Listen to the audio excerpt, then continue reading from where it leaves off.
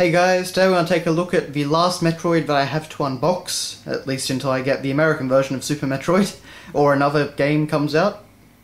Please, Nintendo? Metroid Other M. And this is a game that I, like most people, do not like. Well, actually that's probably a bit of a, bit too absolute. The game actually isn't too bad, the story is just awful, and it's not really a Metroid game. So, yeah, that's probably a good way to explain it. If you like some action, action games and that sort of thing, and you don't really, care about it being a Metroid game, it's actually not half bad, really. Team Ninja, for the most part, know what they're doing. But anyway, so on the front cover here we have a few different images. We have Samus, and we can see her behind the visor. Samus again when she was a young, apparently really bratty teenager or something like that. Of course we have Adam Malkovich over here. And we have the bottle ship in the background there. So it's not too bad a front cover, but it never really strikes me. A lot of the Metroid covers I find are really, really cool. Even like Metroid 2, with Samus standing on the planet with her gun smoking and that sort of thing. It just looks really great, and this is just kind of, I don't know, bland and haphazard to me. But anyway, it doesn't really catch my eye. Like, I wouldn't just grab this off the shelf because of how cool the cover looked. But anyway. So we have Metroid Other M written as usual, just on the side. This is, of course, the UK version, which was rated 16+. And on the back we get some screenshots. The tale of Samus can now be told. I would have thought that after, 10 games or so it would have been told already, but apparently not. So witness the cinematic story of Samus Aran's past. And of course we get that, a shot from the amazing opening sequence, which of course recreates the end of Super Metroid. And that part of the story was really good, I'll give it that. Oh, except the dialogue. That was still kind of bad, but we get some great screenshots. Even though the art was a bit bland for this game, from a technical perspective, this, did a really good job. It definitely pushed for Wii. Some more screenshots there. We get a great render of Samus about to blow this thing's head off. And of course we get an explanation of the view switching mechanic, which unfortunately wasn't implemented brilliantly in my opinion. Good idea though, good idea.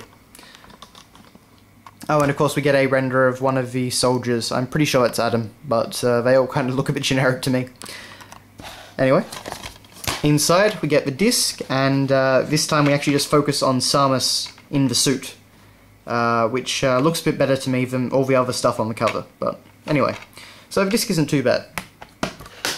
Now, we actually do get a few things with this. Of course we get our instruction manual, and it's actually not a half bad manual really. It's in full colour.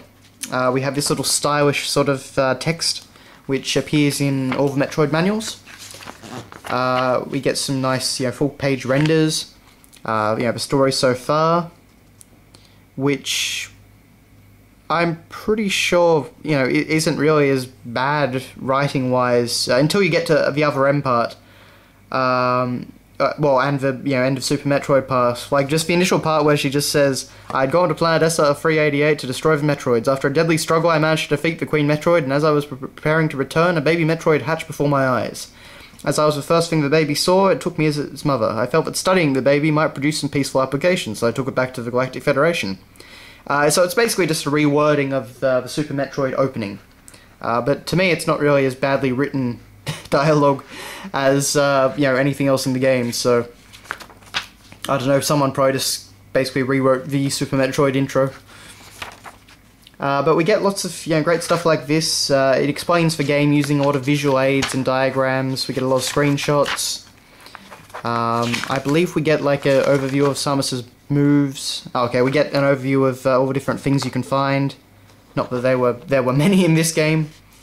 Yeah, here we go. So we get an overview of all different moves. So we get a great render, and we get screenshots of everything here. The different beams, the different suits, the different morph ball forms. So this is really neat. This is classic Metroid sort of manual.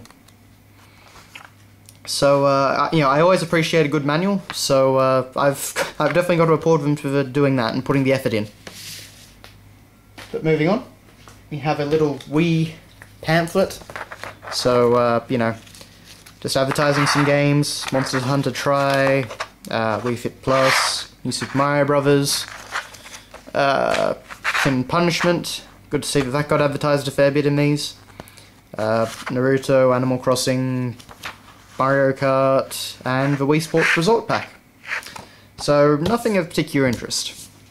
In a Metroid game, it kind of seems to me that they should probably advertise, like, you know, the Metroid Prime 3 or Metroid Prime Trilogy or something like that, but apparently not. We get a Club Nintendo card, which is actually a special Metroid Other M Club Nintendo card. So that's kind of nice. But it's just a reprint of the front cover, of course. Although in this one I noticed that we actually get to see kind of more of Samus's body. You can see down there, it's like there's just a little bit more of her body, but it's kind of faded out. It just kind of looks like a bad Photoshop job. But anyway. So that's all that. Naturally, I don't live in the UK, so I cannot use this. And of course, we get the always exciting, important safety information booklet. So yeah, that's that. Anyway, that is when you look at Metroid Other M on the Nintendo Wii. As I say, not a great Metroid game by any stretch of the imagination, but a fun action game if you can look past the awful story, which does really hurt the Metroid universe. But anyway, thanks a lot for watching, guys, and I'll see you later.